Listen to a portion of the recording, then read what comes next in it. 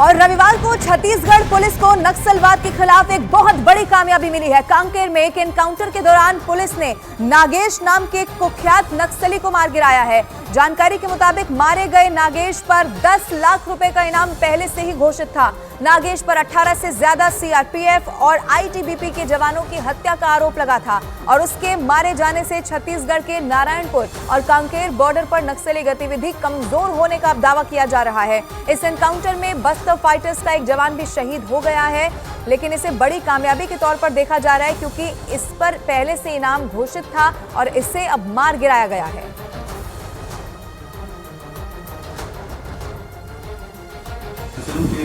उपस्थिति की सूचना पर थाना छोटे बेटा के विभिन्न जंगलों में नक्सल विरोधी अभियान संचालित किया गया, जिसमें बीएसएफ, डीआरजी और जिला बल के जवान द्वारा एक संयुक्त अभियान किया गया था।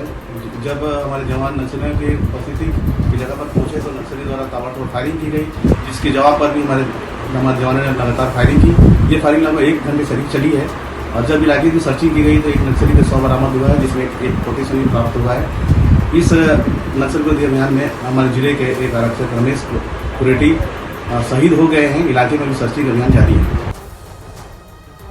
ये सबसे बड़ी खबर इस वक्त हम आपको बता रहे हैं। नागेश अब मारा गया है, पहले से इस पर इनाम तक घोषित था। अब मैं आपको ये भी बता दूं, कांकेर में हुए इस एनकाउंटर में मारा गया नक्सली नागेश बहुत कुख्यात था और उसका आतंक बहुत ज्यादा बढ़ गया था। इसी के बारे में और जानकारी जो मिली है वो आपको बताते हैं। एनकाउंटर में जो नक्सली मारा गया है, नागेश के पास से जानकारी ये मिल रही है कि AK-47 राइफल यहां से बरामद की गई है। सिर्फ इतना ही नहीं, 2005 से नक्सली संगठन में सक्रिय था और इसीलिए का मारा जाना एक बहुत बड़ी कामयाबी है। नारायणपुर बस ब्लास्ट का मुख्य आरोपी अगर कोई था तो वो यही नागेश था। बस्तर के साथ साथ महाराष्ट्र में भी ये सक्रिय बताया जा रहा था। इसके अलावा आपको ये भी बता दें कि कई सारी ऐसी गतिविधियां जिसको अंजाम इसी की तरफ से दिया जाता था। बस विस्फोट में नक्सली नागेश मुख्य आरोपी था। उस घटना में 3 डीआरजी जवानों की शहादत हुई थी। बस्तर के कई जिलों के अलावा नागेश महाराष्ट्र के गढ़चिरौली में भी सक्रिय रहा और कई वारदातों को अंजाम दिया गया। नक्सली कमांडर नागेश पर छत्तीसगढ़ पुलिस ने 10 लाख रुपए का इनाम पहले से ही घोषित कर रखा था और अब वो मारा जा चुका है।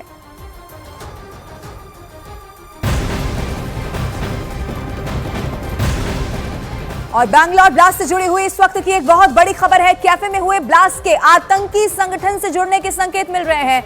सूत्रों के हवाले से खबर यह है कि आतंकी संगठन अल उम्मा से जुड़े लोगों ने इस वारदात को अंजाम दिया है। सूत्रों के मुताबिक अल उम्मा आतंकियों के पैटर्न से मिलता जुलता है। बैंगलोर कैफे में हुए ब्लास्ट की घटना दक्षिण भारत में पहले भी कई बार बताया जा रहा है कि ऐसे धमाके हो चुके हैं और इसी संगठन से जुड़े हुए आतंकियों ने वो किए हैं। कैफे ब्लास्ट केस में सीसीटीवी के जरिए आरोपियों की तलाश में अब पुलिस जुटी हुई है। जितने भी सीसीटीवी वहां पर लगे हुए थे उन्हें अब खंगाला जा रहा है, क्योंकि अभी तक भी जो तस्वीरें सामने आई हैं उसमें किसी में उसका चेहरा छिपा हुआ है, दिख नहीं पा रहा है। अब स्केच बनाने की भी कोशिश की जा रही है।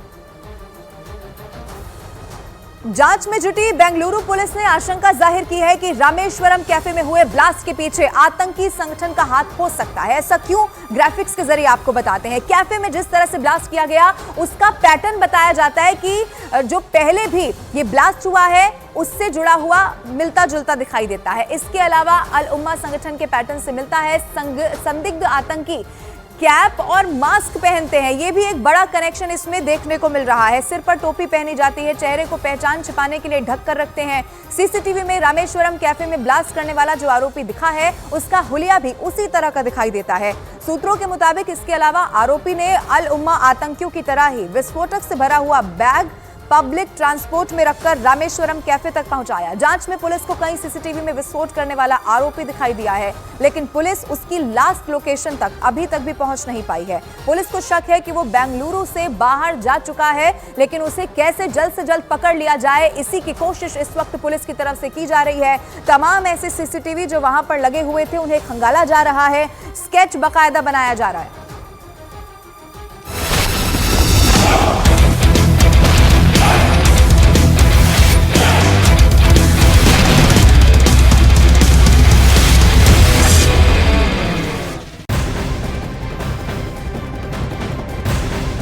और इस वक्त की एक और बड़ी खबर, लालू यादव के प्रधानमंत्री नरेंद्र मोदी पर दिए गए विवादास्पद बयान को लेकर अब बखेड़ा खड़ा हो चुका है। भारतीय जनता पार्टी ने लालू यादव के खिलाफ मोर्चा खोल दिया है। बिहार की राजधानी पटना के गांधी मैदान में आरजेडी अध्यक्ष लालू प्रसाद यादव ने प्रधानमंत्री नरेंद्र मोदी के हिंदू होने पर सवाल उठा दिया था। इंडी गठबंधन की जन विश्वास रैली में लालू यादव ने प्रधानमंत्री नरेंद्र मोदी पर आरोप लगाया था कि उन्होंने अपनी मां के निधन पर बाल दाढ़ी क्यों नहीं कटवाया। लालू यादव ने कहा कि प्रधानमंत्री नरेंद्र मोदी हिंदू ही नहीं है, जिस पर बवाल खड़ा हो चुका है। सबसे पहले आप सुनिए कि लालू यादव ने आखिर उस दिन कहा क्या था। बोलता कि परिवारवाद है, परिवार के लिए लोग लड़ रहे हैं। तुम्हारे पास परिवार नहीं है और तुम्हारी माताजी जब,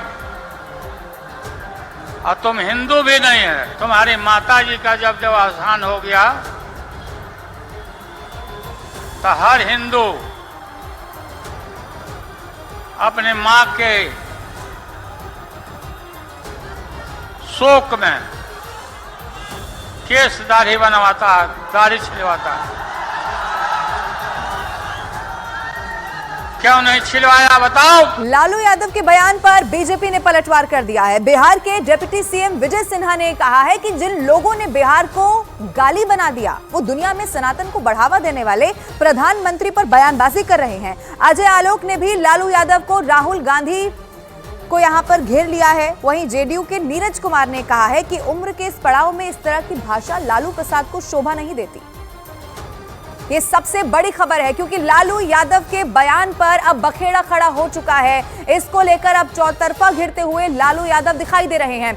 इन सब के बीच में एक और ब्रेकिंग न्यूज जो मिल रही है वो भी आपको बता देते हैं। इस वक्त की सबसे बड़ी खबर यह है कि नफे सिंह हत्याकांड में हरियाणा पुलिस को एक बहुत बड़ी कामयाबी मिल गई है। झज्जर पुलिस और दिल्ली स्पेशल सेल के जॉइंट ऑपरेशन में नफे सिंह हत्याकांड केस के 2 आरोपी गिरफ्तार हो चुके हैं।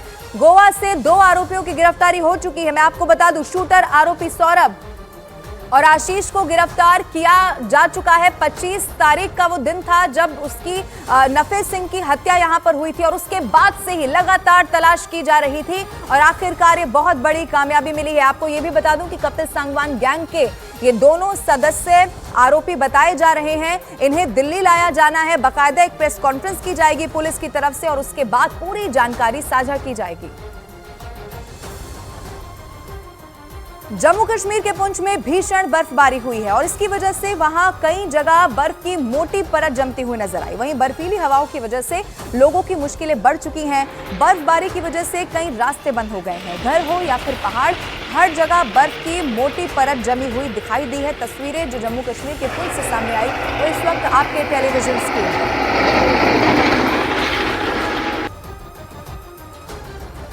जम्मू कश्मीर में इस वक्त बर्फबारी हो रही है। इस तस्वीर में भी जहां तक आपकी नजर जाएगी वहां तक सिर्फ और सिर्फ आपको बर्फ की मोटी परत, मोटी चादर बिछी हुई दिखाई देगी। जम्मू कश्मीर के ही अलग अलग इलाके जहां पर घर हो या पहाड़ हो, सब कुछ इस वक्त बर्फ से ही ढका हुआ पूरी तरह से दिखाई दे रहा है। ठंड वहां पर अब बहुत ज्यादा बढ़ चुकी है। बर्फबारी लिहाजा जब हुई है, हर जगह सिर्फ और सिर्फ बर्फ ही दिखाई दे रही है। रास्ते बंद हो चुके हैं, लोगों की मुश्किलें बढ़ चुकी हैं। चूंकि आपको मैं ये बता दूं कि जब बर्फबारी हुई है तो सड़कों पर भी बर्फ जम चुकी है। उसे हटाने की कोशिश जल्द से जल्द कैसे की जाए, इसमें प्रशासन जुटा हुआ है। अब अलग अलग 3 तस्वीरें जो वहां से सामने आई हैं आपकी टीवी स्क्रीन पर हम आपको दिखा रहे हैं। एक तस्वीर पुंछ की है, गुलमर्ग की है और सोनमर्ग की है। लिहाजा आपको ये भी बता दूं कि बर्फबारी बढ़ी है तो सैलानी भी वहां पर अब बड़ी तादाद में पहुंच रहे हैं, लेकिन वहां पर रहने वाले लोगों की मुश्किलें भी कुछ ज्यादा बढ़ गई हैं। अलग अलग 3 तस्वीरें और सिर्फ आपको कुछ अगर दिखाई देगा तो वो बर्फ की मोटी चादर ही यहाँ पर बिछी हुई ये मोटी परत दिखाई देगी। हवाओं ने एक तरफ परेशानी बढ़ा दी है तो घरों के ऊपर तक बर्फ आ चुकी है।